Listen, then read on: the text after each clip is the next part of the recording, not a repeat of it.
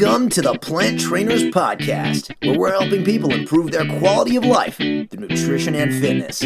And now, your hosts, nutrition and wellness coaches, international speakers, Adam and Shoshana Chain. Hey, I'm Adam Chain. And I'm Shoshana Chain, and we are Propelled by Plants. Today we bring to you episode 499, Nutrition Myths with Dr. Jim Loomis and Chef Caryn Dugan. In this episode of the Plant Trainers Podcast, we talk with Dr. Jim and Chef Caryn all about nutrition myths, specifically around selenium and goitrogens. They are a dynamic and hilarious duo with loads of knowledge, and they're going to share their stories of coming together and diving into health topics. And they're also going to talk about the importance of selenium and its role in preventing prostate cancer and the benefits of broccoli. And you're going to learn a couple of things about broccoli. In fact, I learned a couple of things about broccoli in this episode, so I hope that you really enjoy it. Of course, we cover soy, iodine, and other supplementations that you might need to know about. So don't miss this engaging and educational episode. Listen right till the end. Dr. Jim is board certified in internal and lifestyle medicine and serves as the medical director at the Barnard Medical Center in Washington, D.C., and is featured in the documentary The Game Changers. He also co-hosts the Doc and Chef show on YouTube with his friend and colleague, plant-based chef Caryn Dugan. Caryn founded the Center for Plant-Based Living, which is the nation's first plant-based culinary education center located in St. Louis. Caryn is a certified health and wellness coach and has a certificate in plant-based nutrition from Cornell University. This was a lot of fun. You're going to love this show. Share it out and enjoy. Hey guys, guess what? I have a new book coming soon. It's called I Am a Courageous Cub. So for those of you that gave me support with I Am a Peaceful Goldfish, thank you so much. You can get I Am a Courageous Cub right now by pre-ordering it on Amazon or checking out the link in our show notes at planttrainers.com. And now for a moment of gratitude. I'm grateful for our moms. Even though they don't live close, they support in the ways that they can, and I'm grateful to have them in our lives. I'm grateful for the opportunity to be able to connect with amazing people like Dr. Jim and Caryn on today's show and continue to provide great information for our audience. Dr. Jim Loomis and Caryn, welcome to the Plant Trainers Podcast. Thanks for having us. We're very excited. We've got 3 boxes going for those of you watching on YouTube today, and we're welcoming Dr. Jim back. He's been on the show before, and Caryn, it's your first time, so we're super excited. Welcome. Since Jim has been here before and he knows about our moment of gratitude, why don't you go first? All right. Well, I'm really thankful and have gratitude for you all having us on the show. And for also being, part of this movement, this plant-based movement, because it's so important. And, the more voices, the better. And you guys have been such a strong voice in this movement. And I'm grateful for you all and grateful to be part of it as well and grateful to be on the show. Oh, thank you. Back at you. Thank you so much. Caryn, what's your moment of gratitude today? Jim is such a suck up. Oh my God.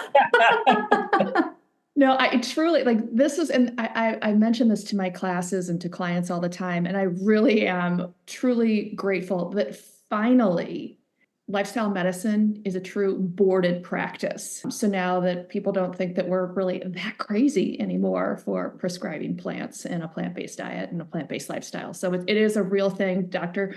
Loomis is a board certified, board trained lifestyle medicine provider, and the population is growing. So I'm very grateful for that.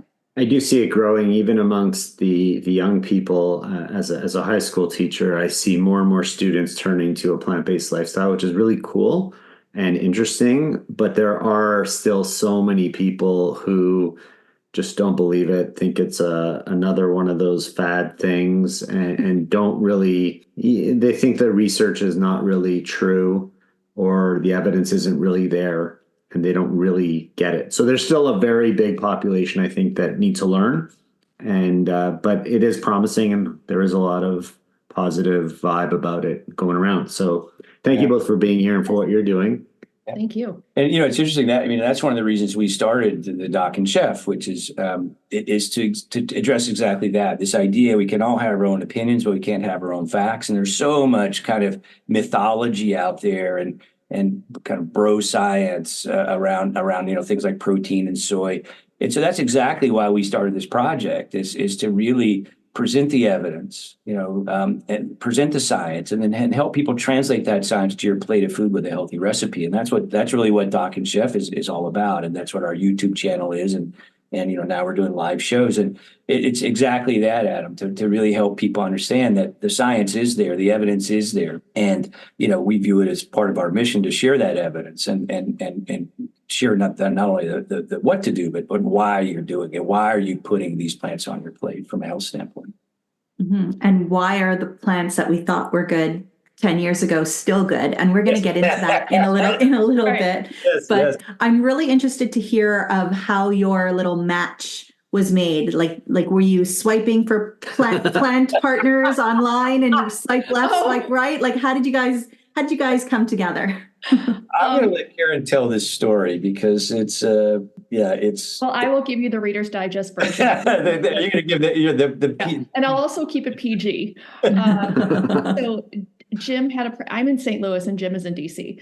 And I started the little business called STL Veg Girl, STL for St. Louis, back in 2008. And in 2011, I started teaching classes at several places around town, and ended up at one of the grocery stores here in town. It's kind of a higher end grocery store that has teaching, kitchen, and all this great stuff.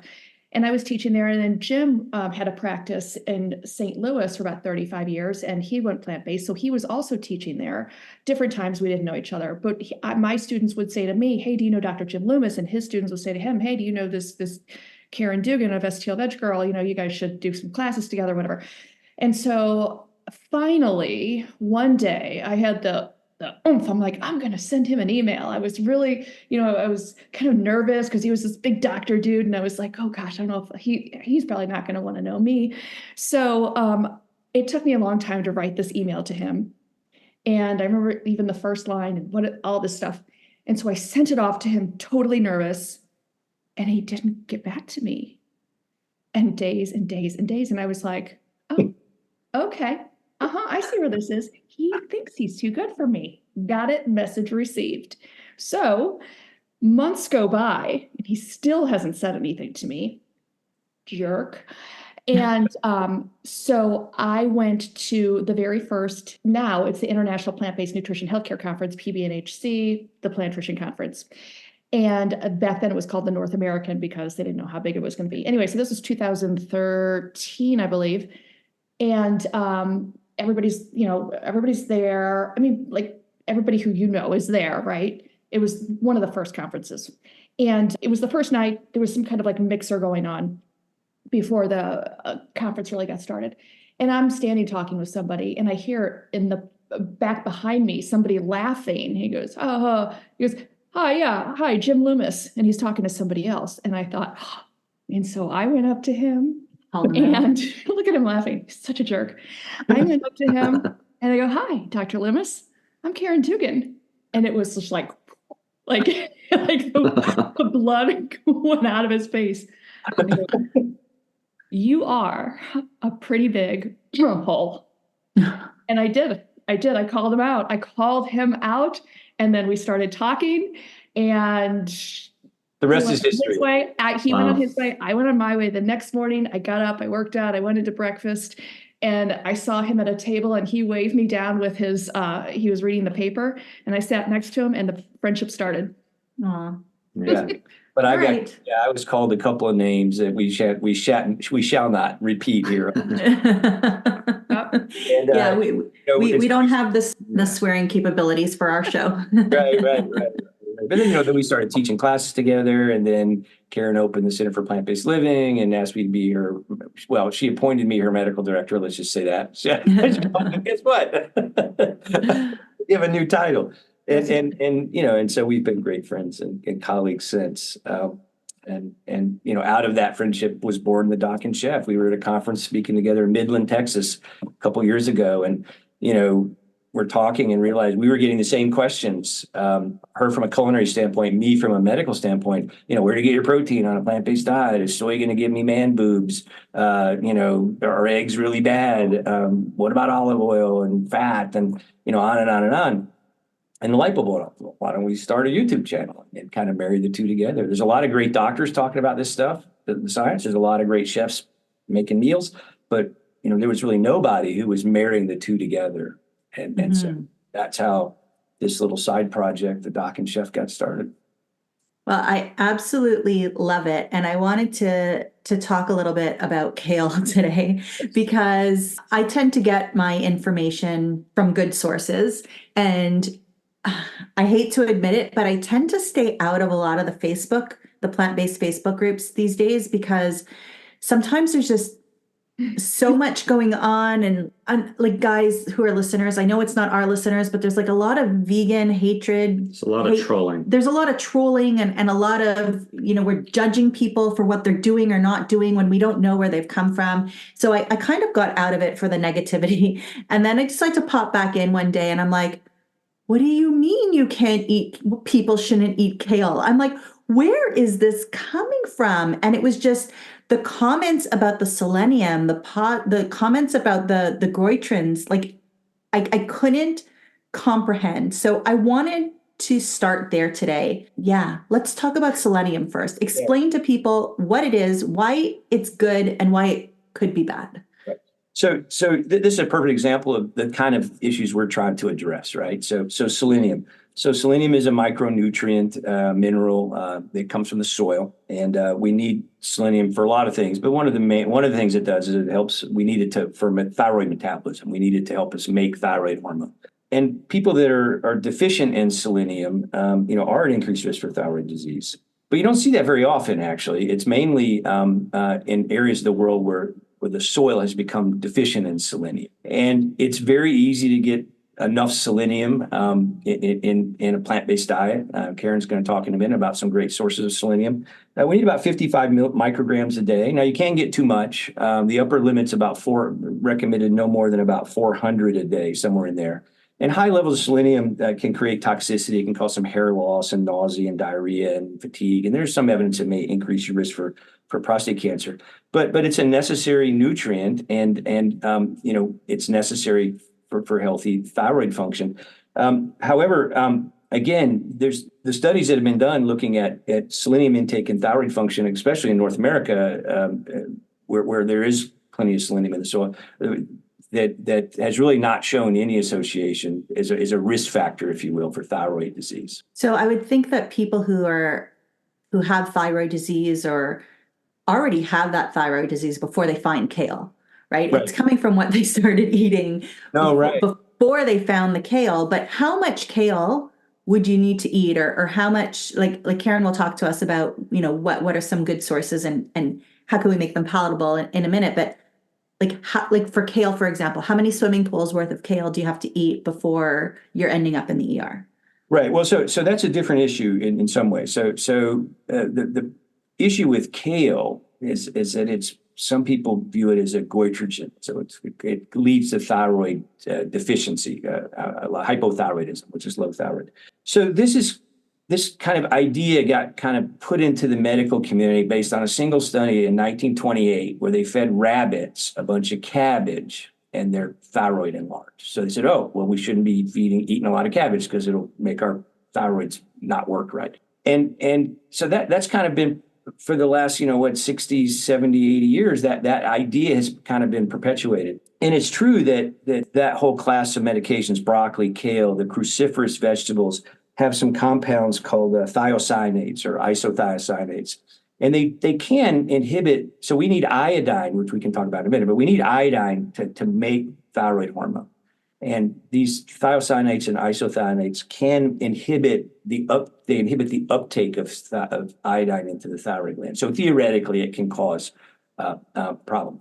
There's been one case report of an 88-year-old woman who ate 3 pounds of raw bok choy a day and developed hypothyroidism. There have been no studies in humans whatsoever that have ever shown that the normal consumption of cruciferous vegetables, whether it be kale or broccoli or cabbage or whatever, has any adverse effect on our thyroid function. And in fact, these cruciferous vegetables like kale have compounds called sulforaphanes, which have been shown to have profound anti-cancer effects. I mean, they're probably one of the most potent anti-cancer foods you can eat. And Caryn can talk about kind of what that looks like on your plate of food here in a second. But again, it's just one of these kind of mythologies that are out there that, oh, you've got thyroid disease, you shouldn't eat kale. It's just not true. It's just not true. And again, it's just again, back to selenium, the few people that have shown selenium deficiency who did show its evidence of thyroid disease, they were also iodine deficient. And so that's a whole nother topic, right? So iodine, and Caryn's going to talk about where iodine comes from. We need iodine for our thyroid function. It's all connected, right? So the selenium, the iodine, we need both of those. We need the selenium to bind to the iodine to make the proteins that help us absorb it into the thyroid function and to the thyroid to make the thyroid hormone. So iodine comes from dirt. We used to not have to worry about it. There was lots of iodine in the dirt. But we've been farming the same dirt for a long time. And so the soil in the U.S. has become depleted of iodine. The government recognized this in the 1920s, 1930s, started to subsidize the salt companies to iodize salt. So Morton's table salt is iodized. And we need about 150 micrograms a day. But the problem is many people who have adapted a healthier diet, whether it be plant-based or not, have stopped using iodized salt. So they're using pink Himalayan salt or sea salt. Still sodium, but it doesn't have iodine in it. So most of the people I see that actually fairly regularly. People come in with abnormal thyroid functions. It's not because they're too much kale, it's because they're iodine deficient. And all they need to do is take either a supplement or Caryn's going to talk about some of the foods that have iodine in it. But the people with the selenium deficiency also are iodine deficiency. So the two together are a compounded thing. So, again, as long as we're eating foods that have selenium, we're getting enough iodine in our diet, eat all the kale and broccoli you can stomach. Is the bottom line. I'm stuck on something. I have to jump. I'm sorry. Do it. You said before prostate cancer, too much selenium. Yeah. And then you left that alone and went straight to thyroid and everything else. And I want to come back to that. Can you talk about the relationship between too much selenium and what that actually means and prostate cancer? So that evidence is fairly weak, actually. It's mainly looking at population data. There's no studies where they fed a bunch of people, a bunch of selenium. It's more of an associative relationship. And we're talking about massive doses of selenium. Again, we're talking, 400 or 500 micrograms a day. And people who way over consume selenium, eating a pound of Brazil nuts a day kind of thing. The RDA is 55 micrograms. But up to 400 hasn't shown an adverse effect. It's more common. The more common manifestations are the hair loss and brittle nails and things like that. Yeah. Perfect. Thank you. So I love how you jumped on that. He's like, another female hormone problem. Well, so we picked up on the prostate today. Yeah. No, it's good. But okay, so can we just explain to people what the goitrogens are before we move on? Because we didn't kind of define that.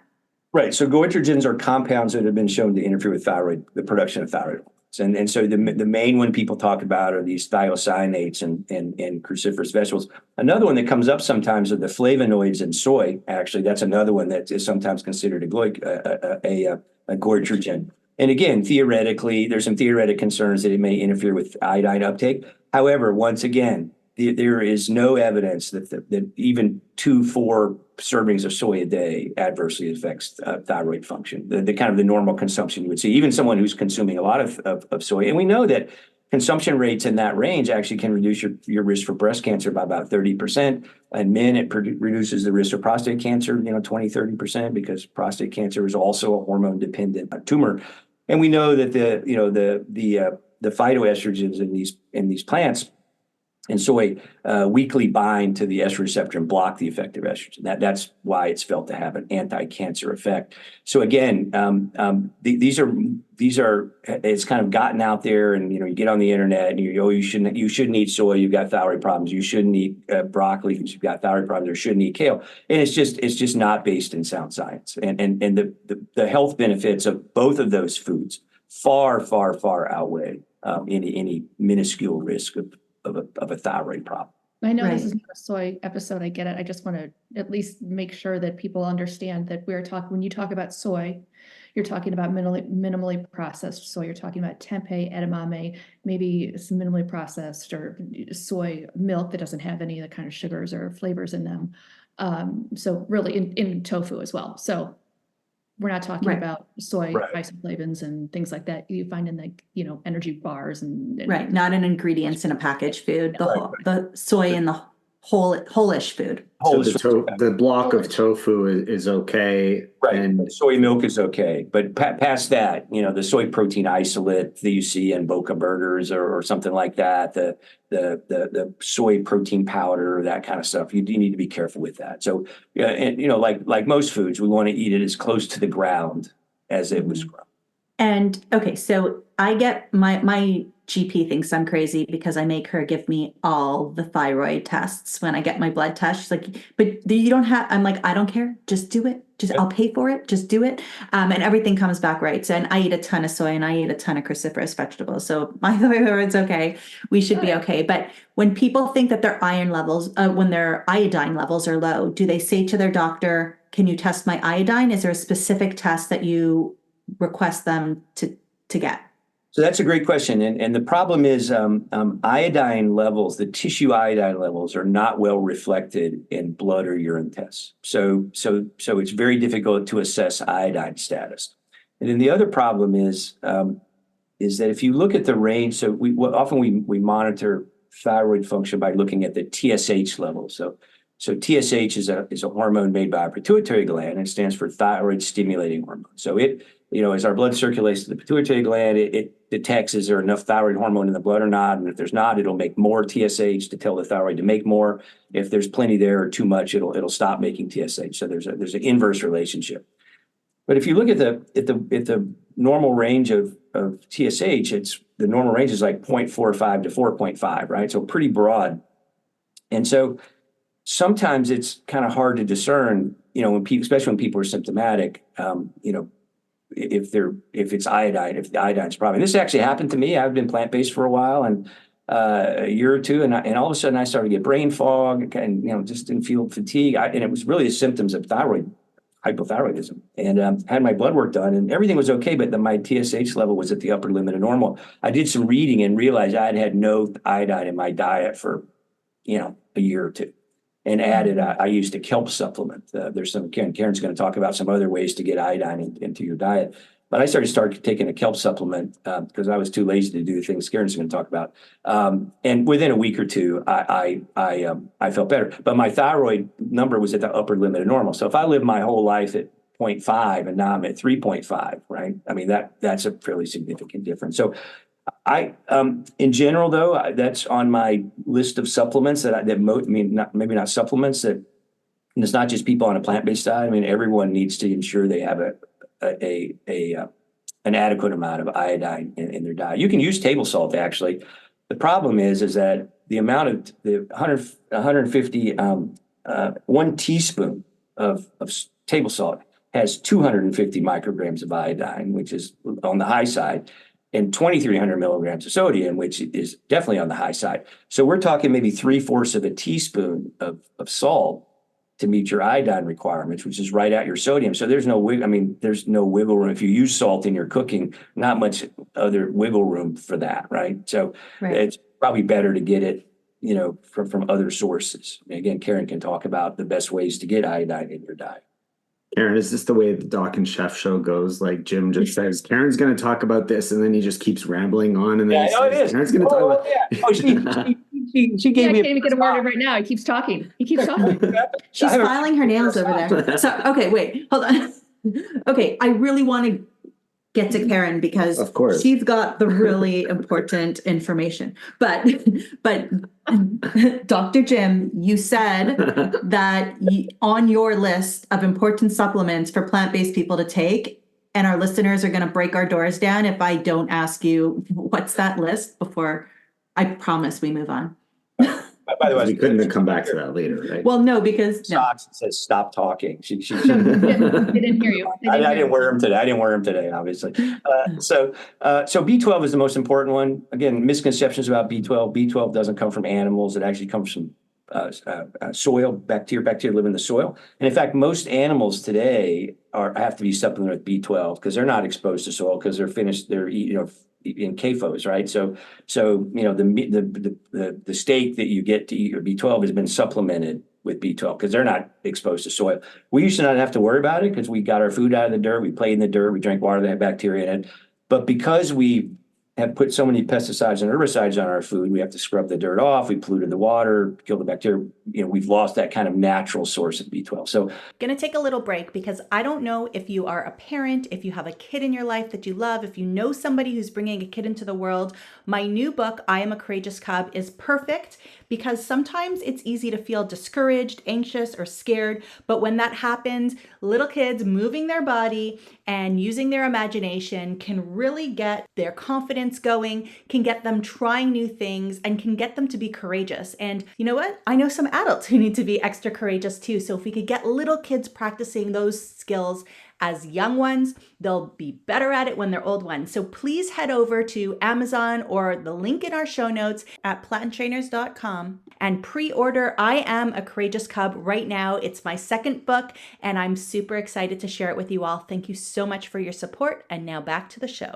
I usually recommend 500 micrograms of B12. Probably doesn't matter if it's cyano or methylcobalamin. There's some theoretic concerns about one is more shelf stable, but I mean, I'm on a re-up, I get mailed from on a subscription every month or two. So I don't really worry about it. I don't even know which one I take actually. So that's probably the biggest one. I don't routinely supplement vitamin D. That's not because you're on a plant-based diet. It's because you don't get out in the sun as much. I monitor blood levels for that. And I think, especially in the northern latitudes, most people are a little B12, a little D deficient. Mm-hmm. We talked about the iodine. Some people, I also will supplement with an algae-based omega-3. Omega-3s are anti-inflammatory, omega-6s are inflammatory. Omega-6s come from meat and dairy primarily, but there's also omega-6s if you're using a lot of cooking oils and a lot of the more processed plant-based foods. And what you're looking for is a dietary ratio of about 3-to-1. That's pretty hard to do if you're using any oil. If you're using oil, you can do it, but it's pretty hard. So especially patients who have some kind of chronic inflammatory issues, or if they're athletes or training a lot, I will sometimes add an algae-based omega-3. And that's really, that's my repertoire. I take a little turmeric supplement just because I train a lot, just as an anti-inflammatory. But as far as routine supplements, really the B12 is the one that everyone needs to take. And even if you're not plant-based, when you're over and you're getting into your 60s, it's currently recommended that you take a B12 supplement. But I do pay attention to vitamin D, omega-3s, iodine, are the other ones that I talk about at least. Did I miss anything else? Those are the big ones, I think. All right. Is it Karen's time's turn up. now? It is time's up. Caryn, now we want to know. Well, thank you both for coming on the show. Now we want to know what to do with this information. Where do we find our best sources? How do we make them palatable? How do we make it work in a day? Tell us all the things that you want us to know. How do you apply that to your plate, right? Yeah. Yes. So talking about selenium, Jim was saying 400 micrograms is the upper limit. And it's pretty hard to do that on just, doing that in a day, just in your daily diet. But he did mention Brazil nuts. And so those are going to be like anywhere between 70 and 90 micrograms. And recommended is 55. So really at least with Brazil nuts, try not to go over 2, right? I have a container in my refrigerator and I'll take like 1 every other day, not just as a prescription. I just like Brazil nuts, but I know not to go over them. So good sources are going to be like even pasta, enriched pasta. So if you like your pasta, go for it. Brown rice, baby bell mushrooms. It really is. It's widely found selenium. So it's really not something that you really need to worry about. If you want to talk about iodine, I personally do use salt when I cook. I use it during the cooking process because it does help the flavors bloom. I don't top anything with salt because then you just taste salt. But I do like what salt does to food. Use a teeny, tiny bit. If you don't want to use it, a really great source is going to be seaweed. And so what I will sometimes do is if I'm making like a chickpea tuna salad, mash everything up, and then I'll take a sheet of nori that you can find at any grocery store in your international aisle.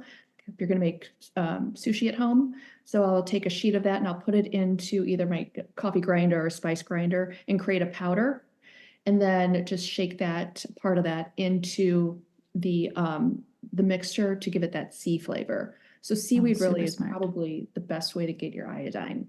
Yeah. Or you could get do you use the kelp? Like it looks like Dulse. fish food or dulse. It looks like fish food. Yeah. Dulse or or kelp. Yeah, you can buy Yeah. those just in little shakers as well. Yeah. So Right. really either one. And so when you say that you use salt for your cooking, are you using like Morton's table salt, or are you using Celtic salt or pink Himalayan salt? I will use either. So if I'm at home, we have some Morton's. If I'm at the Center for Plant-Based Living, where I do cooking classes, I have some pink Himalayan salt. And honestly, I just have it. Like it's on rotation or subscription, I should say, from Amazon. And I get it like every 6 months or something. I don't know. But are they supplementing? I heard that some brands are they supplementing the iodine into like the pink salts and things like the healthier salts? The one that I have, no, it's not. Yeah. No. Yeah. So, Okay. and when I cook, if I'm cooking for class, it's usually a large amount of people. It's a batch cook, right? So, and even for here at the house, I'll batch cook. So I don't have to cook every single day. And it's a pinch. So if I'm feeding 20 people in a class, or I'm feeding, my husband and I for a week or whatever, it's just a pinch. It's more for the chemical reaction of what it's doing to Right. It's not for the salty flavor, because the food doesn't taste Right. salty. So then it's not for the supplementation No. either. Yeah, Mm-mm. right. It's not for the supplementation either. Any feedback on the Celtic salt versus the pink Himalayan salt? That's a big controversy right now too.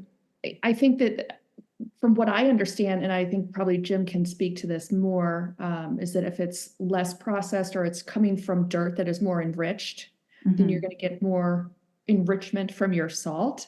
But if you're not using a whole lot anyway, like really, I think it's just a marketing thing.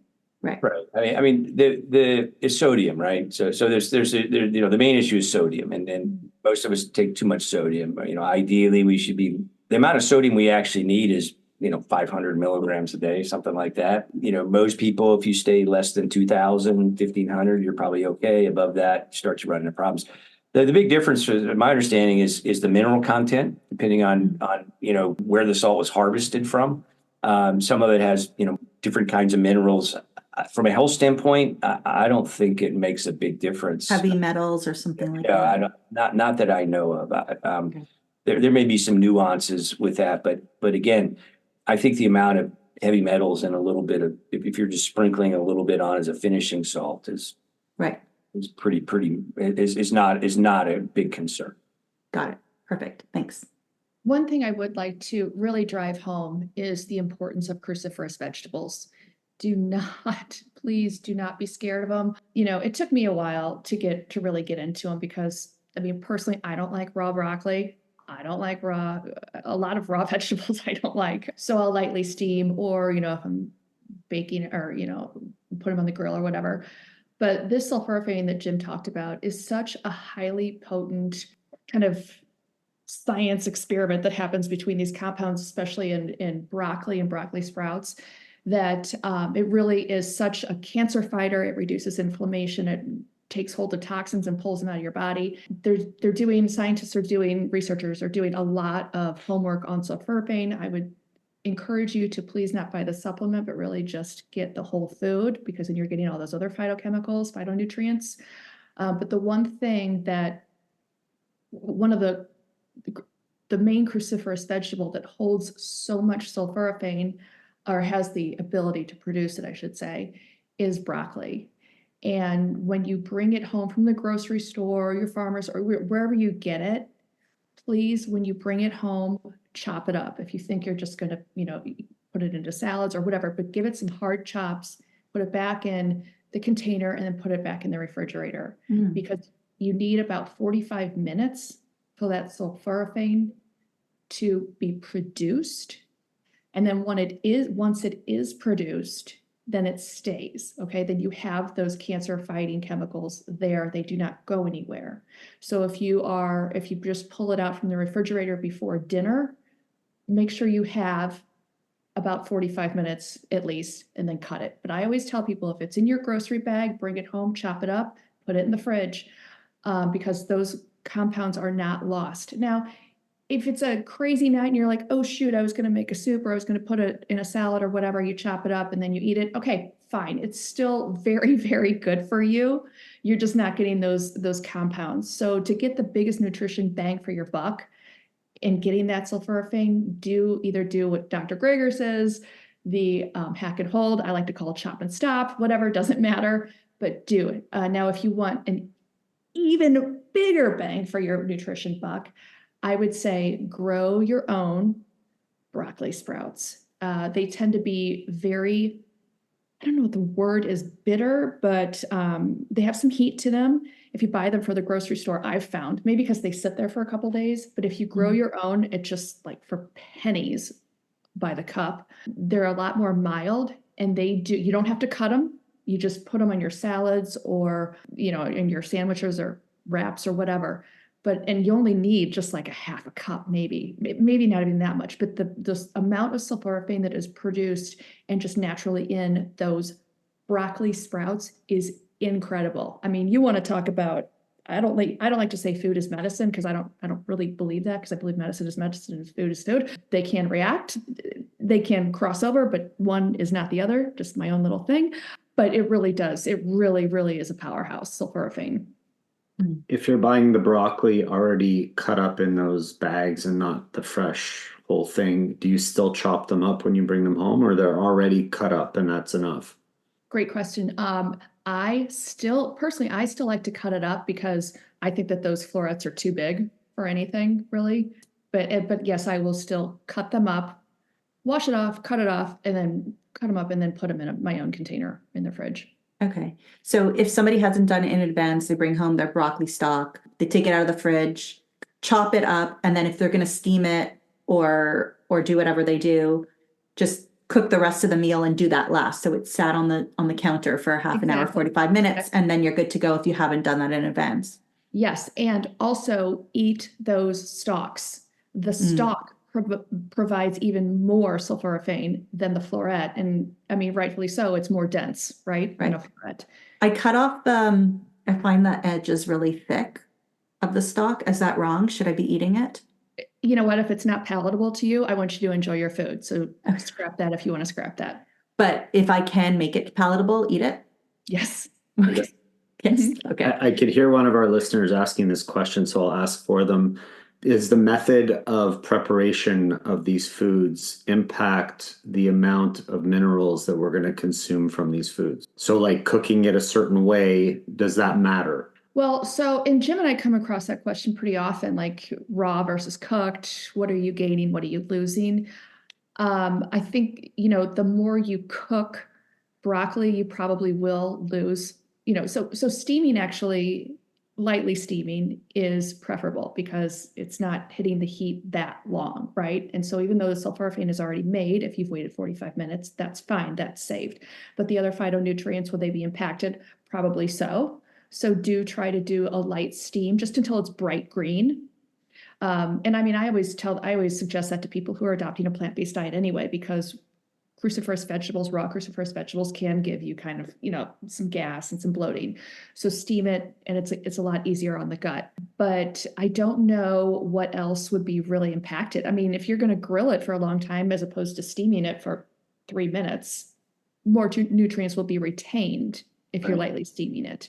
And I think the key is, you don't want to boil it, right? I mean, that you can boil the nutrients out. Anyway, what's interesting, by the way, so remember that these healthy compounds like the sulforaphane, these are these plants' natural mechanism to protect itself were to get damaged. So they don't get created to break the cell wall, because when you break the cell wall of a plant, that sets it up for infection from bacteria and viruses, just like us. So these are the plant's natural kind of anti-inflammatory protection for itself. So you have to damage the cell wall to create the compounds. Now, what's interesting about these cruciferous vegetables, Caryn kind of alluded to this. So when you chop it, it activates an enzyme called myrosinase, and that's actually what creates the sulforaphane. If you cook the broccoli first, though, before you cut it up, the heating of the broccoli deactivates the myrosinase, right? So you don't want to steam it and then chop it. And so sometimes, people talk about frozen vegetables, right? So frozen vegetables in general are great, but oftentimes the frozen broccoli is blanched first, right? Mm. So it deactivates the myrosinase, right? Interesting. But still better than not eating broccoli at all. Trick you can use to restore myrosinase, and Caryn is going to tell us what that is. So if you have some added myrosinase around your kitchen, you can reactivate the whole sulforaphane process. And that would be actually what I like to use is mustard powder, because mustard is a cruciferous vegetable. You can get mustard seeds that have not been heated or cooked or anything from the plant. They ground it up, and that is mustard powder. If you add just a little bit of mustard powder, which has not been heated or anything, add that to your cooked broccoli that maybe you didn't get to quite in time, then sulforaphane will magically happen. Wow. Cool. Oh, super interesting. So I don't like to admit that I was wrong very often, but but over the years, I've always eaten the broccoli stalk and given the kids and Adam I call it the mango syndrome. Like when you give the kids the really like good, delicious parts of the mango, and then the mother's there trying to get all the little pieces of mango out of the peel and off the pit, and then it gets stuck in your teeth. And right, like I've been giving the best parts to my kids, and I've been, not that I'm suffering through it, but like I've been like, okay, I can deal with this. I'll just eat the broccoli stalks. I've actually been doing it backwards. I can't stop thinking that. I'm so upset. I love the stalks, but I was sacrificing my broccoli florets. It's okay, we'll survive. For you guys. Thank you. And really, I was doing them a disservice. Thank you. Mother of the year here. Right? But I still do eat the little pieces of the mango. So just as an aside, one thing you can do with the broccoli stalks is you can pickle them. You can lacto-ferment them on your counter, right? Oh, cool. Make a brine, you just want to be sure there's no chlorine in it. So just still water, make a brine, throw the stalks in there, and whatever kind of spices you want, and cover it up. In a few days, it'll start to bubble, and you can make pickles out of them. Can I mix it with turnips? Can. Yeah. You like the pickled turnips, right? You can put hot peppers in there. You can put garlic in there. You can put red onion in there. But you can actually lacto-ferment them on your tabletop and turn them into pickles. It's a great. Then you're getting, not only are you getting the fiber and the sulforaphanes, you're getting those healthy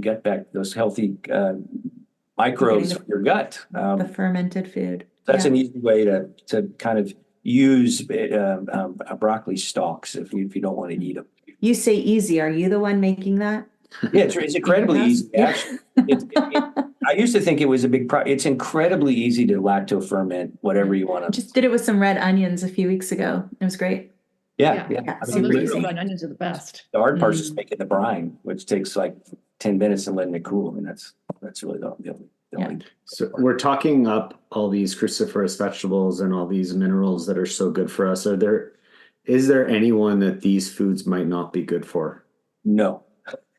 Not that I can think of. I mean, really, the answer is no. Not these particular foods. The other place this comes up with the cooking and all is when we talk about oxalates, right? That comes up a lot too. So oxalates, people with kidney stones, oxalate kidney stones might need to be careful. But if you cook but that's the opposite problem. So if you cook spinach or chard, you take about 80% of the oxalates out.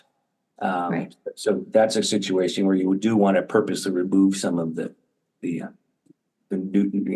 or if they're eating meat, probably if they eliminate the meat, they'd be okay eating those cooked. Right, exactly. Right. And what about somebody who's got hyperthyroidism? No, that doesn't matter. Yeah. Okay. Good Cool. question. So, Caryn, what should somebody just eat next? Like what's a great little meal to help them kind of cover these areas and get what they need? What do you recommend people who are hungry now after this conversation, what should they go eat? Me too. What I've been doing lately is, just because it's super quick, and who has time anymore, is I've just been making wraps. So I make my own hummus. I have some pickled cabbage, red cabbage in the refrigerator. I do grow my own sprouts, and whatever else I can put in there. I put some hot sauce on there too. But I kitchen sink my wraps, to be honest with you. So, and it's real easy. It's fast to eat, easy to eat. And I know that I'm getting a lot of different nutrients inside of that wrap. We throw a little sunflower seed on it. There's your selenium, right? So, yeah, it's great.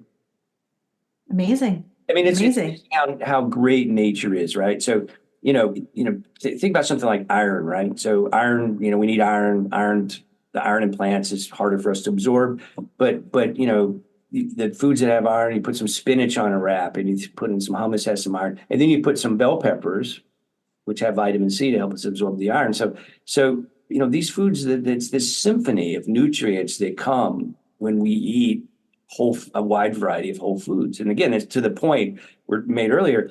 It's really, when we eat these whole foods, we're getting, we eat that rainbow every day, and we're getting everything we need to thrive, and be healthy and prevent these chronic diseases. And I think people way overcomplicate this stuff. I mean, how hard is it to make a healthy wrap with hummus and cucumbers and bell peppers and Brussels and broccoli sprouts and sprinkle a few sunflower seeds? Making me hungry, right? I mean, it's amazing. And you're getting iron, you're getting vitamin C, you're getting sulforaphanes, you're getting fiber. You're getting zinc. The list goes on. Fiber, the list goes, protein, the list goes on and on. So that's the beauty of all. I think it just becomes difficult for people when they're being told no selenium, no oxalates, no all these things, and then they don't know what to eat and they don't know what's right. Some grungy doctor out there is giving misinformation or whatever it is. Yeah. So thank you so much for setting the record straight, making us hungry for the right things. You've literally turned broccoli on its head for me today. Oh, good. We're so happy that you could be here. Yeah, I think there's a lot of topics we could talk about, and it's a great combination of having a doc and a chef in the room to be able to do that. So I think the show is a great idea. And why don't you tell us where people could find you and watch the show or connect with you if they want to get some more information? Yeah, they can go to thedocandchef.com, and that's where we keep all of our past videos, episodes. We're also on YouTube. And then there's also in the show notes of every single episode, there's lots of links, including a link to Jim's scientifically backed blog post. So it was very important to us. It still is very important to us that everything that comes out of our mouths in those episodes are scientifically backed. And so Jim provides the citations, the footnotes for everything in the correlating blog posts. Yeah, that's great. Jim, anything to add? No, Caryn talked the whole time, so. Yeah, I know. I could barely get a word in. No, it's great. And if people want to check out the Center for Plant-Based Living, Caryn has a culinary education center, and where she teaches people, brings people together around food, teaches them healthy recipes and how to think about, getting all these plants on your plate. So the Doc and Chef actually lives at the Center for Plant-Based Living, and so check that out as well. It's a great resource, and we're doing live Doc and Chef shows all over. We're going to be in Vancouver this next week, and it's been great fun, and we've had really good feedback for what we've been doing, because it is kind of a unique. We have, as you can tell, kind of a interesting interaction, let's just say. It's a very fun dynamic, a good energy, and we look forward to watching more of those shows and getting to know you better through them and sharing it with our audience. We'll put the links at planttrainers.com. And thank you both so much for being here on the Plant Trainers podcast. This was great fun. Thank you. Thanks for having us.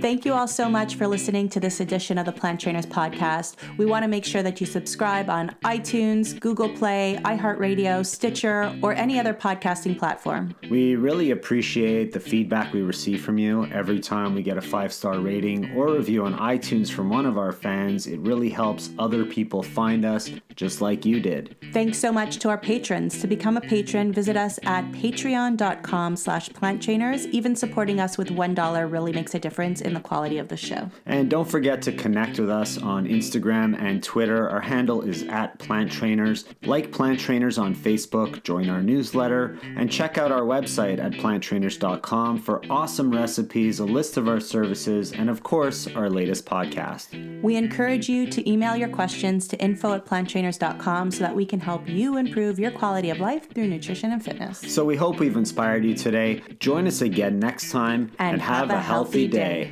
Or is that too corny? It's a little cheesy.